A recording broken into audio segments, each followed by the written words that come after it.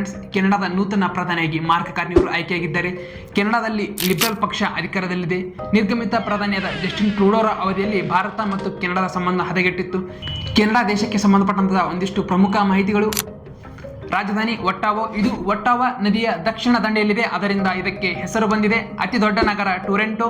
ವಿಸ್ತೀರ್ಣದಲ್ಲಿ ಅತಿ ದೊಡ್ಡ ದೇಶ ರಷ್ಯಾ, ನಂತರ ಕೆನಡಾ. ಜಗತ್ತಿನ ಅತಿ ಉದ್ದವಾದ ಕರಾವಳಿಯನ್ನು ಹೊಂದಿರತಕ್ಕಂಥ ದೇಶ ಕೆನಡಾ. ಪ್ರಪಂಚದಲ್ಲಿ ಅತಿ ಹೆಚ್ಚು ಉಬ್ಬರವಿಳಿತ ಹೊಂದಿರದ ದೇಶ ಕೆನಡಾ. ಕೆನಡಾ ಮತ್ತು USA ನಡುವೆ ವಿಶ್ವದ ಅತಿ ಉದ್ದವಾದ ಅಂತಾರಾಷ್ಟ್ರೀಯ ಗಡಿಯನ್ನು ಹಂಚಿಕೊಂಡಿವೆ. ಜಗತ್ತಿನ ಅತಿ ದೊಡ್ಡ ಸಿಹಿನೀರಿನ ಸರೋವರ ಸುಪ್ರಿಯರ್ ಸರೋವರವು ಕೆನಡಾ ಮತ್ತು USA ಗಡಿಯಲ್ಲಿ ಹಂಚಿಕೊಂಡಿದೆ. ಜಗತ್ತಿನ ಅತಿ ಸುಂದರವಾದ ನಯಾಗರ ಜಲಪಾತವು ಕೆನಡಾ ಮತ್ತು ಅಮೆರಿಕದ ನಡುವೆ ಗಡಿ ಹಂಚಿಕೊಂಡಿವೆ. ಇದೇ ತರಹದ ಮಾಹಿತಿಗೆ ನಮ್ಮ ಫೇಸ್ಬುಕ್ ಫಾಲೋ ಮಾಡ್ಕೊಳ್ಳಿ. Thank you.